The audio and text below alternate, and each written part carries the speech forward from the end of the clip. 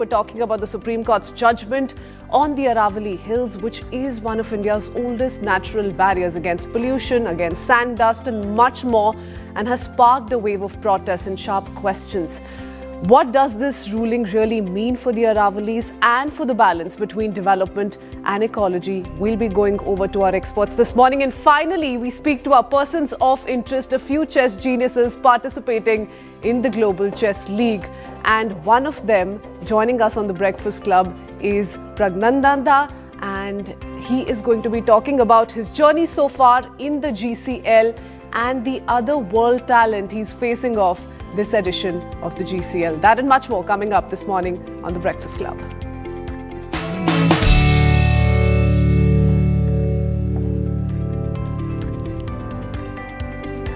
The air is getting worse and people are feeling it in their bodies before they see it on any chart. Morning walks have stopped, kids are coughing more, and healthy people say breathing feels heavy. Every year we talk about the AQI spike, restrictions come in and then we move on. But the damage doesn't pause. Long exposure to polluted air is now linked to respiratory illness, heart problems and weaker immunity. Doctors are seeing it, families are living it. One person who's been consistently raising this issue is Luke Coutinho, not just on social media, but in courtrooms and policy conversations as well. He's filed a PIL, he's also written to the Prime Minister and keeps saying the one thing that we hear every now and then: no lifestyle change can fully protect you from toxic air. He joins us live to take this conversation forward, to talk about the health cost of this pollution crisis, what it means for everyday Indians, and what realistically can and cannot help when the air itself is unsafe. Luke, thank you so much. Good morning for joining us here on the Breakfast Club. It's not been a great morning for many of us, especially those residing in Delhi NCR. But tell us, Luke, of the conversations you've had, of the patterns you've witnessed, are we beginning to treat air pollution as a seasonal inconvenience? Have we truly woken up to the reality? We keep saying, oh my God, look around. But do you think that's becoming a chorus on repeat with no real change on ground? Yeah, thanks for having me here. Absolutely. And that's my biggest fear. You see, we can have problems, but we have to have a plan that leads towards a solution. What I feel is happening now is it's getting normalized. And I think everything's getting delayed. And the whole thing is that the government, the environment department, and the people are not on the same page. Everything is just actually being pushed till March, where the air will clear, and then we'll have a couple of months of great air. Everything will be forgotten, and then we'll go through this next year again. You know, I think our biggest disability right now is normalizing things and accepting it too easily, not understanding the extent of damage it's doing to, babies that are in wombs right now, senior citizens, and every single person who has to breathe in toxic air. And that's a huge concern, that people are just accepting this and people are challenging what the doctors are saying. There are reports saying that, air pollution has nothing to do with lung cancer, air pollution has nothing to do with disease. And that's the point. Where is this going to lead to if people are even ignoring what top doctors across, not just India, across the world, are saying and even proving through science the impact of toxic air on all of us at this moment? Yeah, because, before asking questions, posing questions to those who are in charge, we must ask these questions to ourselves as well.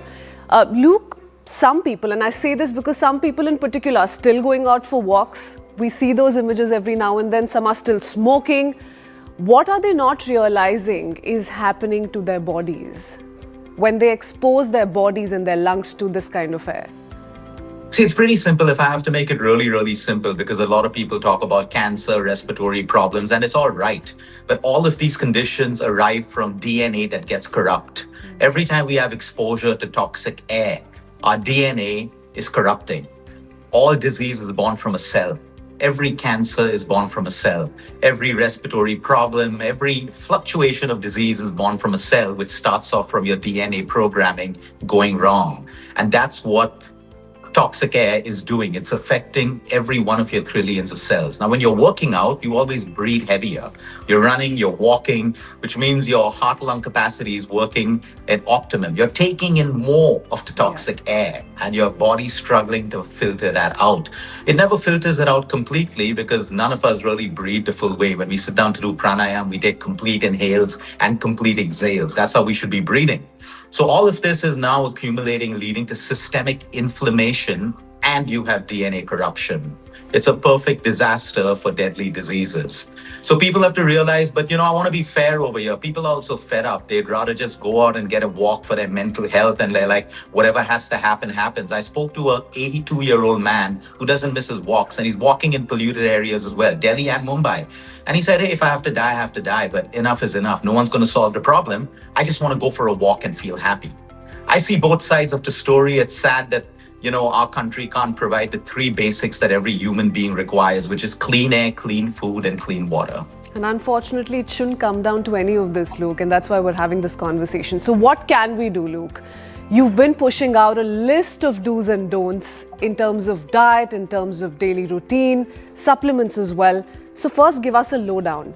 Quickly tell us what foods rich in antioxidants do help go better with polluted air.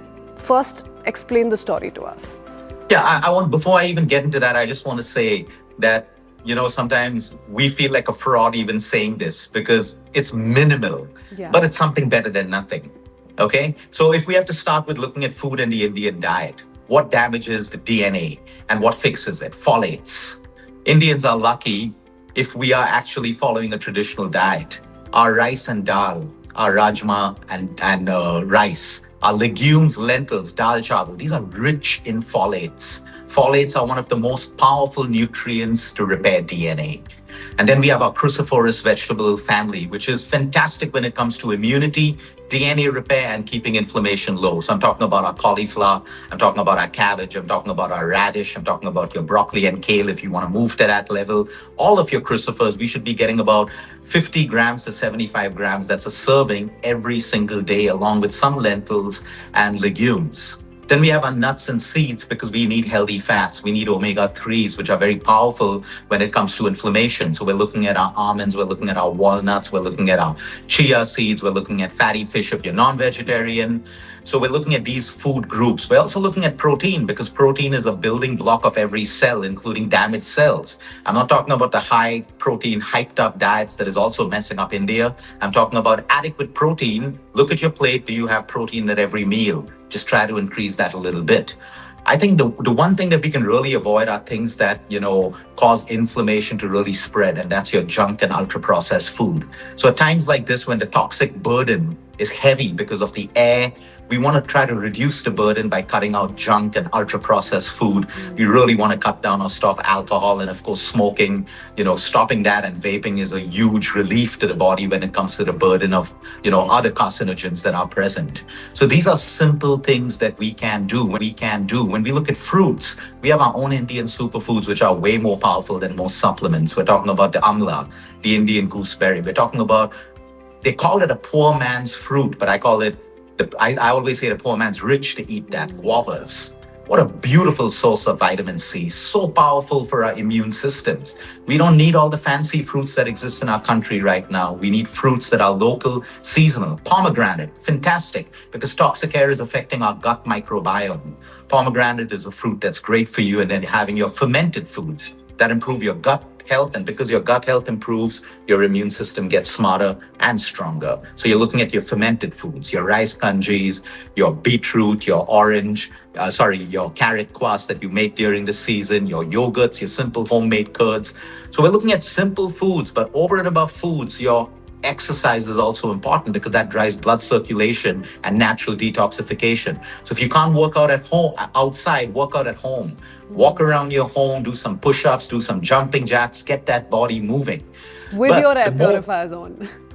With your air purifiers on, it's sad that we have to even talk about this today. Today, I make direct statements to women, and families who say, hey, Luke, we're planning to have a baby. I'm like, hey, listen, let's talk about this plan for your baby even a little bit later, because we got to be fair to what they're bringing into the world right now. It's not healthy to have a baby at this point when your air is corrupt and it's corrupting your DNA.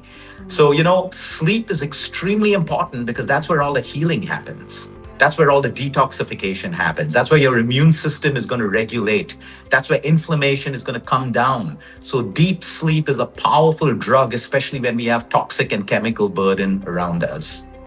Luke, you spoke of a few superfoods, and the thing with items like amla is it takes a little bit of preparation, and we all love excuses, don't we? So on a busy 9 to 5 kind of a working day, so for working professionals or for new moms or for anyone who's got their hands full, what's the bare minimum? If you could give us a cheat sheet that they can follow to minimize the impact of polluted air. Because you've given us a whole big list, but it just sounds very intimidating. Yeah. So the point is, I think all Indians have to change their mindset. Most Indians are spoiled for instant gratification, convenience, and they want things quick. And that's what's actually made our country really, really unhealthy at this particular point. Everyone's searching for shortcuts. How long does it take to wash an amla? And if you don't want to juice it, take a bite of it. Okay, but people will say, oh, it doesn't taste good. So some company will now make you candied amla with sugar and honey, and that's why we have diabetes in our country. The point is, if you can't do that, you can do a guava. So I'm saying wake up in the morning, okay, if it suits you, because I'm just giving you information. Have a nice warm glass of lemon water. Lemon is a rich source of vitamin C. If it doesn't suit you, don't do it. Okay, get your fats first. Have your nuts. Have your nuts, your walnuts, your seeds, your pumpkin seeds. Simple. It takes you 2 minutes to soak it overnight, and it takes you less than 4 minutes to eat it mindfully. Then you have your normal breakfast. Look at your plate. There should be some protein, some quality carbs, and your right amount of fats. We need to build these things into our diet. Like you rightly said, India is filled with excuses. They have time for hatred online. They have time to pull down one another. They have time to follow the wrong content, but they don't have time for their own health. And then look at your plates. Choose one cruciferous vegetable every day. So today I'll have cauliflower. Tomorrow I'll have cabbage. Day after I may have radish. The next day I may have broccoli. If you sit down and you plan on a Sunday what your weekly menu is going to do, execution becomes way, way, way simpler. Now, your exercise, you got to plan in 30 minutes. I'm not saying 1 hour. If you don't have 30 minutes, do 15 minutes. 15 minutes is better than nothing. You got to plan your sleep time. If you can plan your Netflix and your OTT time, you can plan your sleep time. And then the most important thing is limiting exposure is the most powerful thing, more powerful than all the tips I gave you. So wear a mask if you're outside, put your purifiers on, and if you don't need to be outside, don't be outside. And that's why it's my plea to the government. We could do a lockdown during COVID for a virus that was killing people instantly. People don't understand that we need the same kind of thing. I know it'll affect many lives and economy, but the death we're seeing right now is not instant, but it is going to happen. There is going to be slow death and slow suffering because of the toxic air that is poisoning people every single day. The government has to be on a war footing to solve this problem. Luke, you gave us a little bit of a disclaimer about how you've been warning parents planning pregnancies to put their plans on hold right now. But for those children already here, what does breathing this kind of air mean for children of Delhi NCR, let's say 10 years from now, as per your analysis? I'm not a fan of creating fear, especially on a public platform, but it is what it is. I was on a platform where we had top doctors from AIMS and everyone speaking that the risk of cancer is now doubled, probably tenfold. For these children, for adults, for senior citizens, it's crazy. There's already cancer in our country, and this is going to get worse and worse. Respiratory problems, COPD, emphysema, all of these problems are going to be tenfold or even 20-fold because air is something that, you see, ma'am, you and I can do without food and water for a couple of days and nothing's going to happen to us. But we will not live without air for more than 3 to 4 minutes. It's a lifeline. It's a lifeline, and that's why we say this is a public health emergency, and it's not getting the kind of urgency that it needs. I know there are problems on both sides, the government and the people. It's never going to be one person who can solve the problem, but it's not been given the kind of, because I know they're pulling it onto March, and everyone will forget everything in March right up till October, and it hits us again, and we'll probably be talking about this again next year. Look, we don't have too much time, but very quickly, I do have a couple of questions. The one thing that people ask, and this is why we see a lot of people not masking up still, that's one thing that you've been asking people to do. So the question that's being asked is, does wearing a mask outdoors actually help, or does it give people a false sense of security?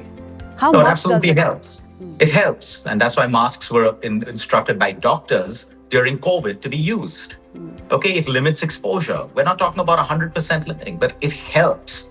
It helps. I know children who are wearing masks to school who have reduced their symptoms by only wearing their mask. Now, you can't wear the mask continuously. So when you're in a clean environment, you remove the mask. If you're in a toxic environment, you put the mask back on. So it does play a role, maybe not 100%, but something is better than nothing. And recently you've called the pollution levels in the national capital a national health emergency. You've also made an appeal to the Prime Minister. What do you best hope from people in power right now, Luke? I hope for people to, I don't expect an immediate change. It's impossible in a country this big, and it's impossible, I'll be honest, with, people who are so busy pulling down one another. But I am hopeful for a plan that if it's not effective in the first year, it should start to be effective in the second, third, or fourth year. But I am very, very hopeful that the government starts to make some very difficult decisions of, encouraging work from home right now, moving schools online. I know this comes with repercussions, but for me, health is more important. There's no point of losing your health over not making these rules.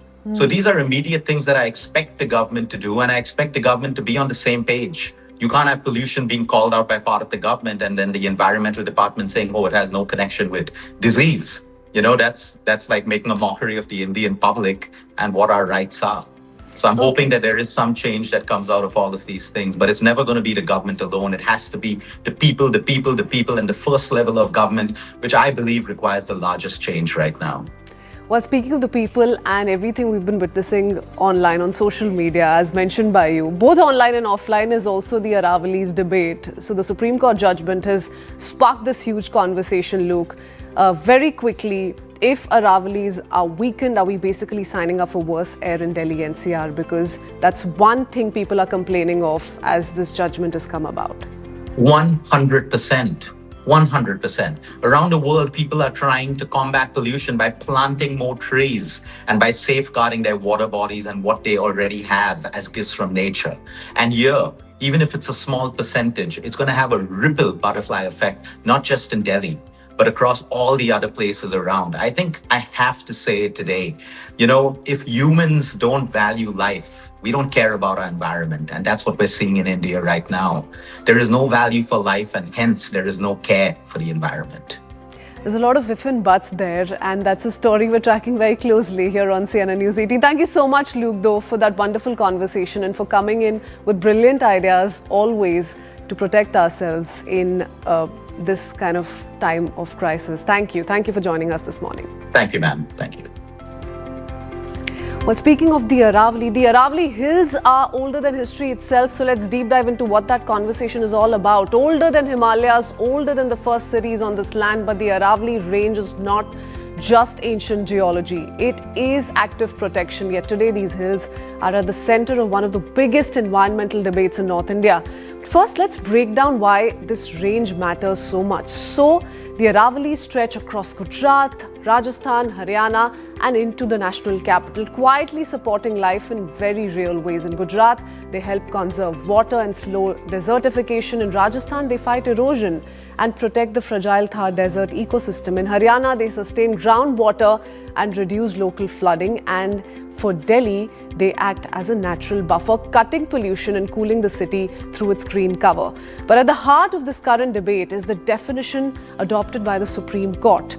The Supreme Court has accepted a definition recommended by a committee led by the Environment Ministry. According to this, any landform in Aravalli districts with an elevation of 100 meters or more and with clusters of such hills within 500 meters of each other qualifies as part of the range. They are the only ones that qualify as Aravalli range.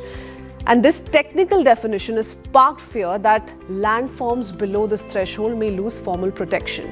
Which brings us to the biggest concern. Data from the Forest Survey of India suggests that only 1,048 of more than 12,000 mapped hills meet the 100-meter criteria. That means nearly 90% of the Aravalli landscape could fall outside legal protection. That's not been dictated, though, by the Supreme Court as yet. Environmentalists have warned this opens the door to mining and construction on a massive scale. Even with existing bans in certain areas, illegal and unregulated mining has been a persistent problem. We've also tried to put put together an exclusive ground report from Rajasthan's Alwar. This shows active blasting inside the Aravalli range. First up, take a look at what we've managed to find out.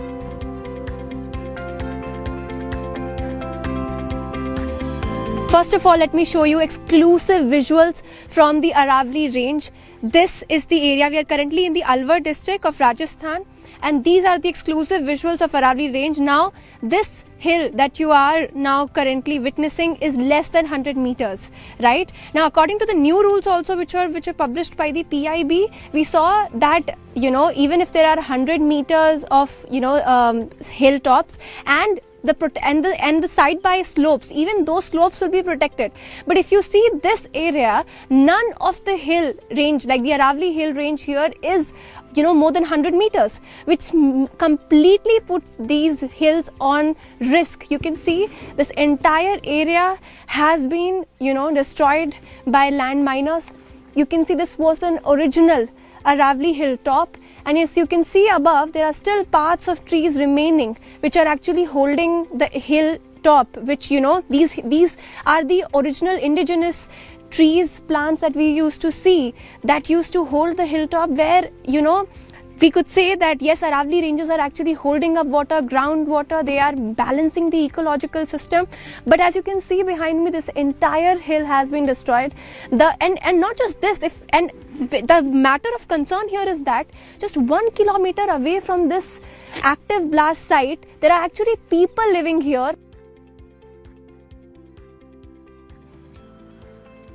All right, so that's the reality on ground. Let's understand what this means for the future of the environment in this region and also talk about the citizens' concern at the moment. First up, we're joined by Sangeeta Nair, core member of Aravalli Bachao Citizens Movement. Good morning, Sangeeta. Thank you for sparing the time. It's been... All right. Also joining us this morning is Dr. Smita. She's an environment activist and assistant professor in Department of Geography at Amity. I do want to go across to Dr. Smita first. We're still trying to establish a great connection with Sangeeta. Dr. Smita, how is this conversation shaping up in classrooms, in lecture halls? What's the sense that you get of the citizens' concern at the moment? This is not just limited to opposition coming in from Delhi NCR, from people residing in Gurgaon, but across Rajasthan and beyond. And we've seen how there have been several loopholes that have allowed illegal mining for years now, despite bans, despite several orders. The situation seems to have unchanged. What has triggered this latest wave of protests as per you? See, here in the academic world, what we are looking at the event is from the perspective, the government hasn't taken the perspective of the environmental people. Environmental people in the academics, let's say per se the researchers and the academicians, the scientists, the environmental people, those who are really digging and pitching into what the perception means to the local people and what the perception means to the conception of a hill and a mountain. See, when we see the geography, we see the environment, we see some coordinates are there from which we see a area, what is the height or what are it impacts or how does it influences. So the basic concept of the spatial and the temporal factors, like wherever in the entire hill range, it's about 690 kilometers or more above the Rajasthan areas and the NCR, though the functions have been overlooked. It doesn't matter how high the mountains are or how high the hills are or how high the landforms are, but geomorphologically what their functions prevails and what are the functions where they are actually working on it, and how the human perspective or the anthropogenic perspective is shaping the landform from the climate change areas, from the environmental perspective, from the climate areas, from the disaster perspective. So, the entire perception of the academia, the entire perception of the landform geomorphologically is not being taken care of. So you're saying, the 100-meter criteria, Dr. Smita, does not meet the backing of science and research?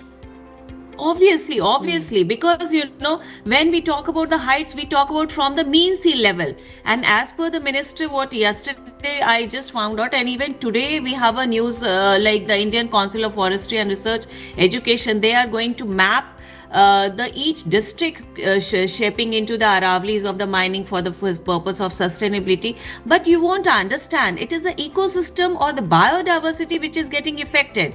Either you mine 100 meter of the perception, or either you are mining 1,000 kilometers. But the biodiversity which is linked to the species, that is what is at stake. Okay, So- so we'll separate the two for a moment. And to the first point that you just made of the 100-meter criteria, isn't it also a matter of fact, Dr. Smita, that this has been in force in Rajasthan since the year 2006? That Yes, they've there actually been is- following this through and through? Yes, but what we were having following, see, the policies have been made earlier also, and the Supreme Court judgments also have been taken care of earlier also. But does each of the time what matters to the Aravallis is, has the local people taken into consideration? Who were the stakeholders who manage these policy making things, or who were the stakeholders or the bureaucratic things, those who were taken into consideration, or who were the Okay. people from the state or from the center, or let's say across So all India or stakeholders pan-India were not taken into Yes. confidence. Were not is taken into what you're consideration. The saying. Okay. holistic or the integrated perspective was not taken into a part of each of the decision making, policy making things. So that is how I fear the sacredness of the hill, or the doesn't matter to the level of the height. A environmental thing or an environmental land structure cannot be geomorphalized just to measure it. It's not a human, or it's not a stick or an object. It's a phenomena which is process is taking on. Aravalli is not a mountain or a hill. It is a phenomena of the landform which is shaping the entire Western India, And the which is one of the having a oldest mountain function ranges to of the it. country, goes Yes. all the way back So to the 2 billion entity- years and counting. Sangeeta ji, Yes. I want to bring you into the conversation. You're one of Yeah. the core members of Aravalli Bachao Citizens Movement, and very recently we've seen the kind of protests that are being staged on ground. Why is this judgment mobilized citizens so strongly? What are citizens fearing at the moment? Take us through their minds. Yeah, so, we are not activists, that the way we are being labeled. We are concerned citizens. We all are professional in our own field. And because we are sensitive to the eco matters and to environmental matters, we have come together as a group, and we felt that to do anything, to take an action, we needed a trust. So that's how Aravalli Bachao Citizens Movement came together. And a lot of volunteers who are there are on different professions, and we are fighting for the cause that these decisions cause a lot of distress in our daily lives. Like Dr. Smita has very well put, these eco matters are never, the environmental researchers or the people are never taken into consideration. The local people are not taken into consideration when these rulings are made. How is it going to affect? This range is 3.2 billion years old actually. It's in the oldest pole mountain in the world. We are not talking about India. What was the need to come to a definition now? What was the need to start this question? It is a range which we can't reproduce. It has a rich biodiversity. It is our water recharging zone. So that means it's a lifeline. Why are we touching it? Why are we defining it? Who started this? So the lobby behind it was a mining lobby, the realtor lobby. Yeah. So that means they don't have any good, they are not thinking about any charity over there. This is going to But be this open to anger- mining and construction. Ms. So Sangeeta, we this are- anger, don't you think, is also a result? And the protests are a result of years of perceived neglect of Aravallis. The judgment may Absolutely. have been a trigger, but there has been a lot of anger already because, like I said, repeated bans, repeated orders have failed to curb illegal mining. Absolutely. So this is not today's matter. Like somebody said, oh, this government, that. I'm not talking for any government. I'm not talking for any government. It is an environmental matter.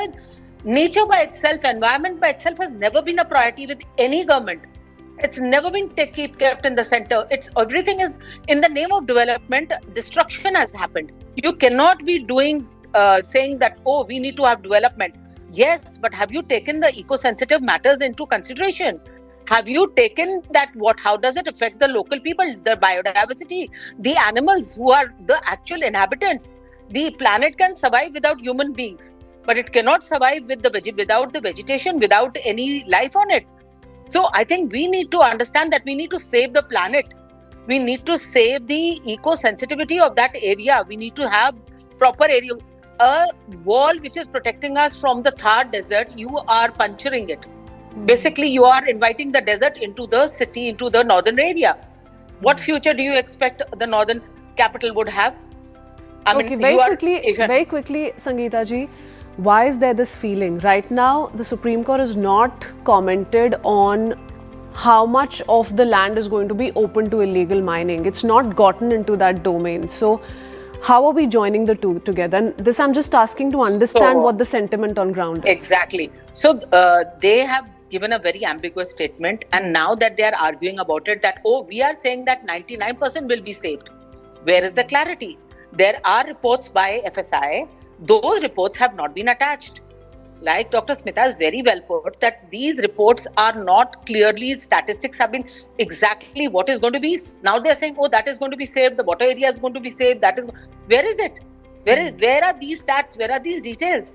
You have just said the 100 meters. Now 100 meter hill and a 99 meter hill, there is going to be a vast difference, and how it's going to be so treated. The order should say in as many words, and when the Supreme Court finally does come in on this, because the matter is still sub judice and a lot of reviewing is going to happen, when it does indeed come down to that, you're saying it should be coupled with proper conditions on what is going to be open to mining, what is going to be happening, what's not going to be allowed. All of that should also find a mention in the order, is what you're saying. Technically, so technically what we have been fighting for is saving the Aravallis and restoring it. Not opening it to mining at all. I mean, why are we doing it?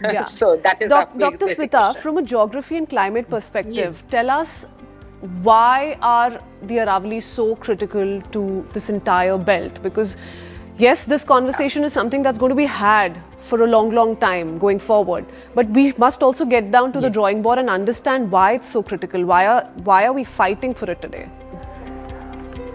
See, the first which I'm really bothered about is it's one of the oldest biodiversity rich area of the world. And when we talk about the ecosystem or the biodiversity, we are focusing on the each species which matters to the making of the entire ecosystem of the Aravallis. That's why, geomorphologically, the height doesn't matter, because the species are the mobile.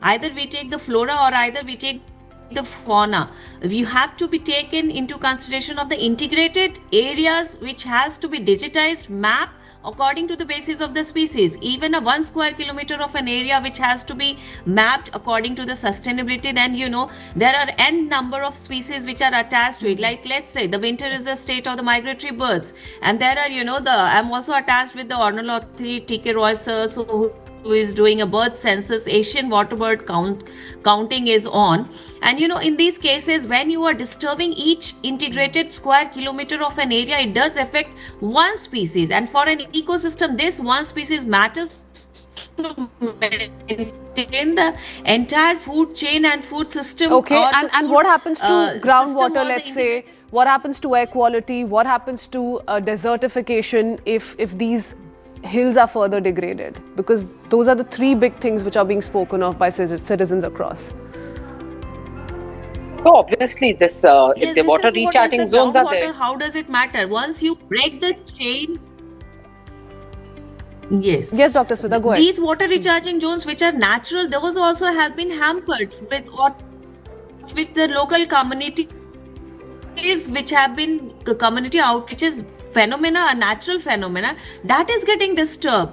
So, you are making it unnatural, artificial, anthropogenic factors pushing into the integrated environment of the Aravalli. So, height or whatever the policies it is, I think before it, each square kilometer of the sector has to be digitized, map in consideration with the community outreach, in consideration with the environment, in consideration with the ecosystem, in consideration with the biodiversity, which integrates the climatic and the function of an entity which is Aravalli. It's a phenomena, it's a process. It's not just a landform which is taking your Besides, I think the number in itself is worrying. So, if official reports have cited that 90% of the Aravallis, going by this definition, are not going to be seen as Aravallis, then that figure in itself is really worrying. Thank you so much, Ms. Sangeeta, Dr. Smita, for joining us this morning. That's all the time we have. We need to head into a very quick break, but we will keep having this conversation. It's something that's not going to die down anytime soon, especially given that this matter is sub judice still. Shifting our focus right after a quick break, we will be going across to our persons of interest. A few chess geniuses were not sharing more details as yet. Stay tuned for more.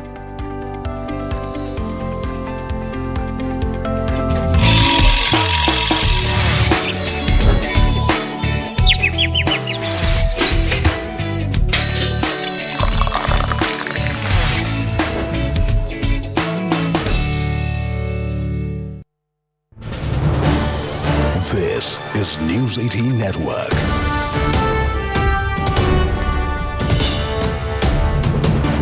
India's largest news network. To bring those responsible for Deepu Chandra Das's killing to justice. Also, a new video has now emerged showing Deepu in police custody right before he was lynched. Meanwhile, Hindu religious organizations and minority groups in Bangladesh staged protests against the mob lynching of a Hindu youth. Let's take a look.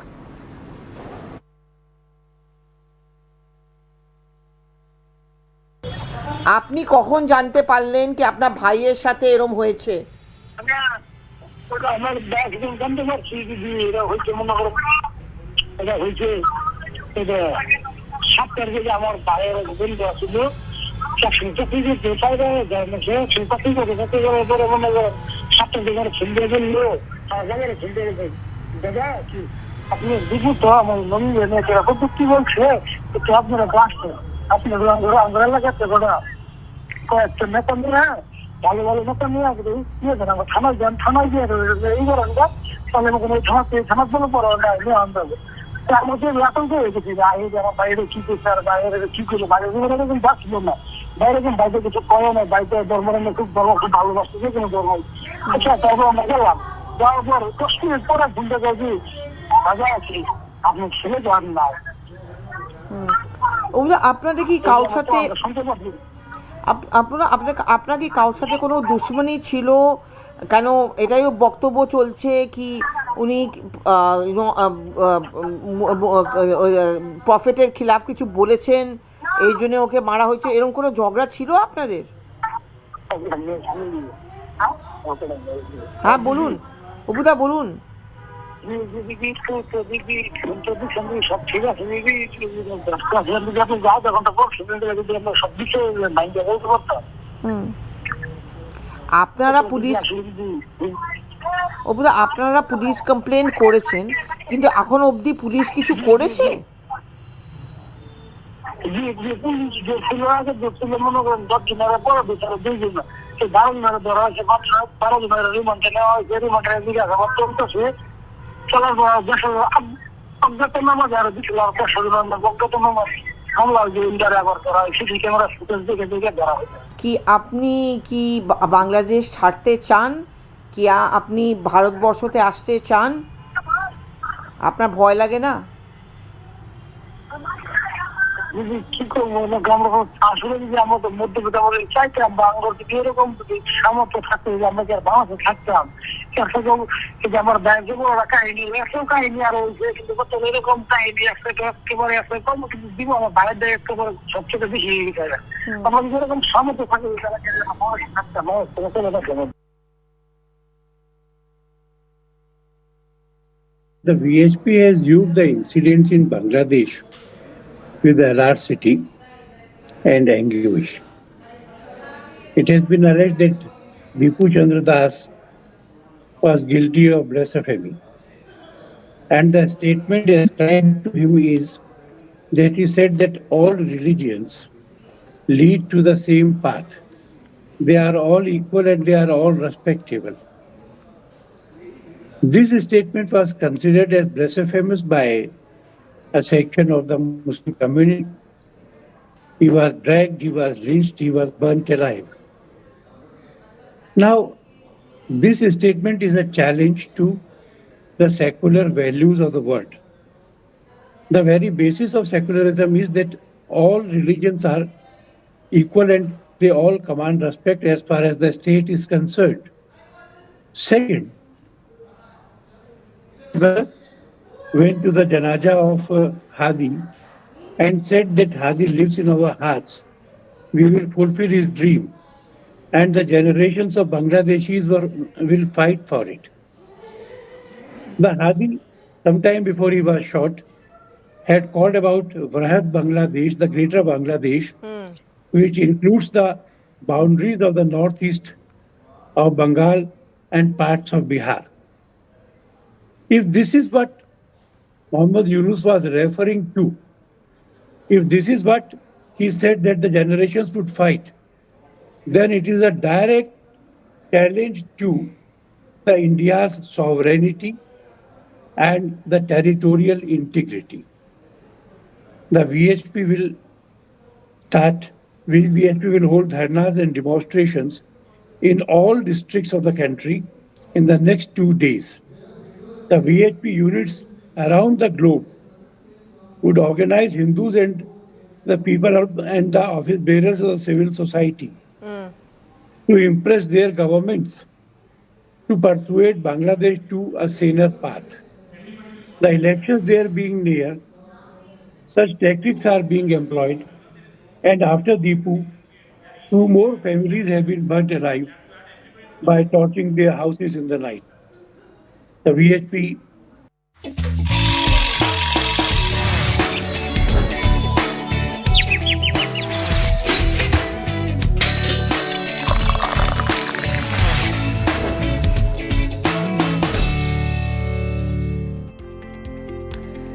Welcome back. We return to our person of interest this morning. Chess is often seen as quiet, slow and solitary, but what is happening here is very different. The Global Chess League has brought some of the biggest names in the game onto one stage and all in a team format, in front of a live audience and for television viewers who may not have followed chess before.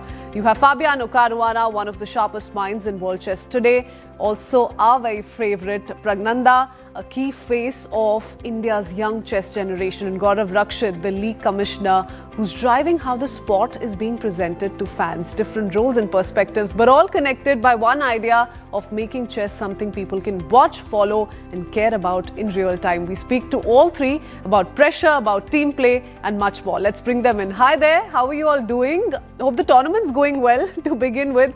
But Prag, I want to first up begin with you. How different is playing in a league like GCL compared to your classical tournaments? Yeah, it's completely different. It's about the team. It's not. I mean, individual performance don't really matter if the team does well at the end of the day. So I'm enjoying with my team, and hopefully last few days will go our way as well. And you don't hear chess players say that very often, isn't it? Fab, what excited you about a league format like GCL? Because this is your first season. Well, it's just a fun tournament to play a bit of faster time control and with my team. I can make out that you'll all have had a few exhaustive days. Rakshit, let's come to you. Chess League at Royal Opera House is one of its kind, since this venue is typically known for drama, a lot of performances. What was the thought behind turning it into a chess battlefield? The GCL features a lot of drama, entertainment and performances, so I don't think it's very different than any other form of theatre. We've seen some incredible performances over the board. Two of the gentlemen that are on our panel right now have had some great matches. So in that sense, I think a theatre works for what we're trying to achieve. The idea was to put in both an element of theatre over the board at the Royal Opera House where they're playing, but also be able to accompany that with a fan zone where fans can actually closely interact with all our players, including Prag and Fabi. And we've been quite overwhelmed with the response to that. So it's a gamble that paid off, I think, and it's given us something to think about in terms of how we go forward. How nice. Prag, you are, as we speak, one of the faces of the new generation of Indian chess. What responsibilities, though, are you typically shouldering while playing in a league tournament vis-a-vis your classical tournaments? Is the pressure any less? I think there's less pressure here for sure. I mean, compared to playing some, extremely important tournament like candidates, for example. I think compared to that, there is certainly less pressure. And when you play as a team, I think you also you have less pressure, because even if you lose, there'll always be someone to score that important win. So you can always depend on the team, even if things don't go your way. So overall, I think it's a great format to have in chess. And do team leagues, Prag, change the way you take risks or approach a position because you've got so your support system right there by your side? Does it change how you approach the game? Yeah, certainly. I think it's not about individual game, but more of a team. So sometimes you have to take more risks. Sometimes you have to try and make a draw. It depends on according to the team situation. Fab, is it challenging for you, for someone like you, to switch from deep classical thinking to faster? And this is a very spectator-friendly format. So how is the switch for you? How is it connecting, most importantly, with large audiences gathered outside the venue when you're making your way to the venue? Not so different. I think it's about the same. Yeah, I think it's a very impressive crowd. It's nice to see. Okay, Gaurav, how is GCL or Global Chess League changing how chess is showcased to the world, not just India, to the world? Yeah, I think that we keep trying to bring chess to wider and wider audiences. And every time we change a little bit about the tournament that we're conducting, we're trying to connect closer and closer with our fans. There's many little things that are interesting in terms of how fans can engage. I think our fan park is a good example of building something that's extremely engaging, where fans can relax and enjoy chess without having to be extremely worried about how good or bad they are at chess, but it's just a very fan-friendly environment. So that's nice. They get to see superstars like Prag and Fabi up close, and you can't put a price on that. It's correct. They're streamed into their living rooms every day, but being able to be within arm's length of their idols, that's really, really special. I think this year, the one innovation that seems to have worked is allowing people to wear headphones in the field of play. It was a very risky gambit in my view, and I'll still think about it at the end of the tournament, but right now the fans are in raptures about being able to actually watch their idols play, but also sort of have commentary bringing some of the moves to life, because they're not always at the same level as these super GMs. And so commentary really brings chess to life for a lot of us, myself included. And Gaurav, do you think formats like GCL can create, chess frenzy in the country the way leagues have done for cricket and now football? Yeah, I think so. I think India is at a tipping point on chess. Our teams have done extremely well in the last 12 months or so. Everyone's had amazing success, and that's sort of the foundation, I guess, for the frenzy. Tournaments like GCL, which have a different proposition for our audiences, I think that goes a long way in helping them connect with the talent, not just from India, but top talent from across the world. I think that's unique in what we're able to provide, and our fans seem to be responding really, really well. They're thronging to our stadiums. They're cheering. They're calling out their names. I don't think that's ever been seen, at least in our parts, in some measure. And so I'm fairly excited in terms of the product that we're building. It's very much an evolution, but decent foundation is I'll say it's pretty good. Well, we can see how a lot of actors, top celebrities are also making their way to the venues, getting a picture with some of our chess stars. But Prag, you recently won against world number 1 Magnus Carlsen. So tell us a little bit about that game, and how does a win like that change your mindset walking into a tournament like GCL? Yeah, first of all, I didn't even remember that game. It was just some freestyle game. So it was a good game, but I don't think that's the thing that will give me confidence. Overall, my play has given me a lot of confidence this year, and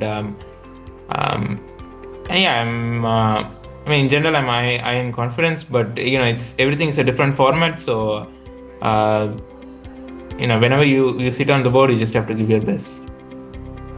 Look at Prag being all humble. Okay, Fab, you've seen generations of players emerge. What stands out about this new wave of young grandmasters from India, including Prag and D. Gukesh? What are your thoughts there? Well, I think it's a very impressive generation of players. We've already seen their successes. I've spoken a lot about this generation of players. I think it's clear from the results how strong they are. Fabiano, in a team environment like this, do you find yourself mentoring younger players, even subconsciously? Oh, I don't think they need my mentorship. Okay, lovely. Now, the GCL is seeing the participation, Gaurav, of 14 of the world top 15 players. That's a big number in itself. How difficult was it to accommodate their schedule to get them to play the tournament while fixing the league matches? Yeah, I think the operations are fairly simple. Players are very responsive. It's nice that we're in our third season, so a lot of people know what to expect at GCL. Fabi's debuting here, so in the next season he'll know what to expect. But I think the chess calendar is extremely busy, and that's something that players are also negotiating in terms of which tournaments they can play and not play, because it's almost year-round chess.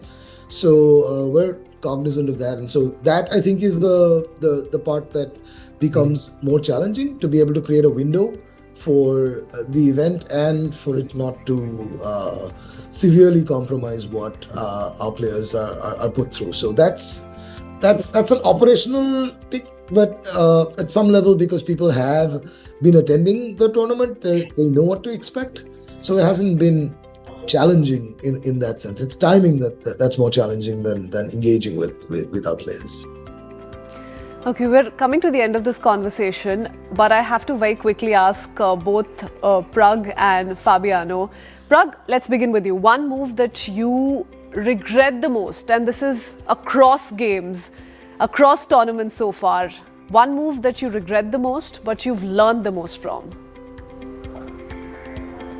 I think every game I regret some move. Yeah, so nothing specific comes to my mind, but even today I did spoil a winning position. So, Fabiano, what would that be for you? One move that you regret the most, but you've learned the most from?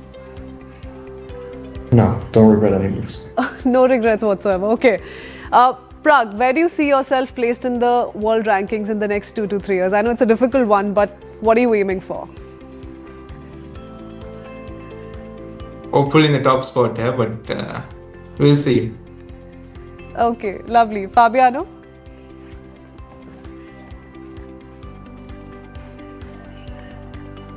Yeah, same. Okay, great. Thank you so much. Thank you so much to the three of you. Prag, Fabiano, all the very best. Let's hope that the stars shine your way. Thank you for joining us and sharing your wonderful experience with us here on the Breakfast Club. We head into a very quick break with that. We'll be right back. We're not done as yet. Stay tuned.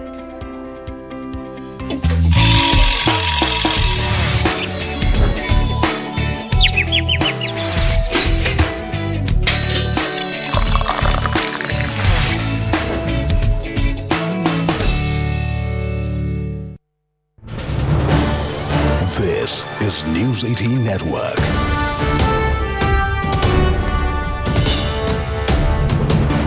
India's largest news network. To bring those responsible for Deepu Chandra Das's killing to justice.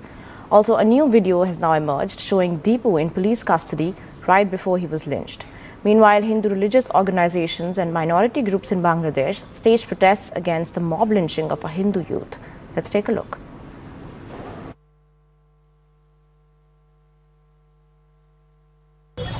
আপনি কখন জানতে পারলেন কি আপনার ভাইয়ের সাথে এরকম হয়েছে? আমার একদিন জানতে পারছি যে এটা হয়েছে, মনে করো এটা হয়েছে 7 তারিখে। আমার ভাইয়ের বন্ধু ছিল, সেটা থেকে যেটাই যায় না সে সেটা থেকে যেতে গেলে পরে মনে করেন 7টা জায়গায় খেলতে গেলেও জায়গায় খেলতে গেলে দাদা কি আপনি বুঝুন তো আমার নমিয়ে নেই এরকম কি বলছে তো আপনারা বাঁচতেন আপনার আমরা লাগাতে করা কয়েকটা নেতা নিয়ে ভালো ভালো নেতা নিয়ে নিয়ে যান আমরা থানায় গিয়ে এই করেন না তাহলে কোনো থানা বলে পড়া না নিয়ে আনতে তার মধ্যে আতঙ্ক হয়ে গেছে যে আগে যারা বাইরে কি করছে আর বাইরে কি করলো বাইরে এরকম যাচ্ছিল না বাইরে কিন্তু বাইরে কিছু করে না বাইরে ধর্ম খুব ধর্ম খুব ভালোবাসছে যে কোনো ধর্ম আচ্ছা তারপর আমরা গেলাম যাওয়ার পর 10 মিনিট পরে ঘুমতে গেছি রাজা আছি আপনি ছেলে যান না আপনাদের কি কারোর সাথে আপনার কি কারোর সাথে কোনো দুশ্মনী ছিল কেন এটাই বক্তব্য চলছে কি উনি প্রফেটের খিলাফ কিছু বলেছেন এই জন্য ওকে মারা হয়েছে এরকম কোনো ঝগড়া ছিল আপনাদের? হ্যাঁ বলুন অবুদা বলুন। সব ঠিক আছে সব বিষয়ে মাইন্ডে বলতে পারতাম। আপনারা পুলিশ কমপ্লেন করেছেন কিন্তু এখন অবধি পুলিশ কিছু করেছে? মনে করেন 10 জনের পরে বিচারে 2 জন সে 12 জনের ধরা হয়েছে 12 জনের রিমান্ডে নেওয়া হয়েছে রিমান্ডের জিজ্ঞাসাবাদ চলতেছে চলার পর দেশের অজ্ঞাতনামা যারা দিচ্ছিল আর 500 জনের অজ্ঞাতনামা হামলা যে ইন্ডিয়ারে আবার করা হয় সিসি ক্যামেরা ফুটেজ দেখে ধরা হয়। কি আপনি কি বাংলাদেশ ছাড়তে চান কি আপনি ভারতবর্ষতে আসতে চান? আপনার ভয় লাগে না? কি করবো আসলে যদি আমরা তো মধ্যবিত্ত আমাদের চাইতাম বা আমার যদি এরকম সামর্থ্য থাকতো যে আমরা যারা বাংলাদেশে থাকতাম আমার ব্যাংকে বড় কাহিনী একশো কাহিনী আরো হয়েছে কিন্তু এরকম কাহিনী একেবারে কিন্তু দিব আমার বাইরের দেয় একেবারে সবচেয়ে বেশি হয়ে গেছে আমরা যদি এরকম সামর্থ্য থাকে থাকতাম চলে থাকতাম। The VHP has viewed the incidents in Bangladesh with alarmity and anguish. It has been alleged that Dipu Chandra Das was guilty of blasphemy. And the statement ascribed to him is that he said that all religions lead to the same path. They are all equal and they are all respectable. This statement was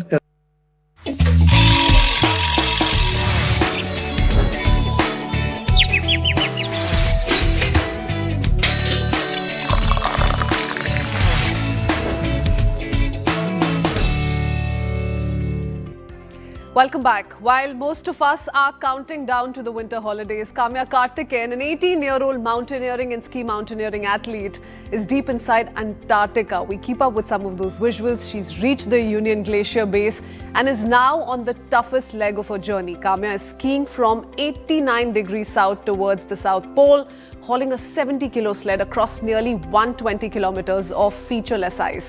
The traverse will take about 11 days. Temperatures will stay below -30, where the sun will never set. This is Kamya's mission Sahas as she works to become the youngest person in the world to compete the Explorers Grand Slam. We leave you with these visuals. Thanks for watching. We'll see you tomorrow.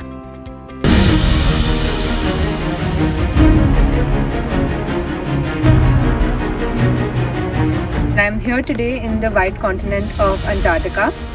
Last year, I was here to climb its highest mountain and became the youngest female in the world to complete the 7 Summits Challenge. This year, I'm back to ski to the South Pole on my bid to complete the Explorers Grand Slam. So tune in to CNN News 18 throughout the next week as I take you along on my journey to the South Pole.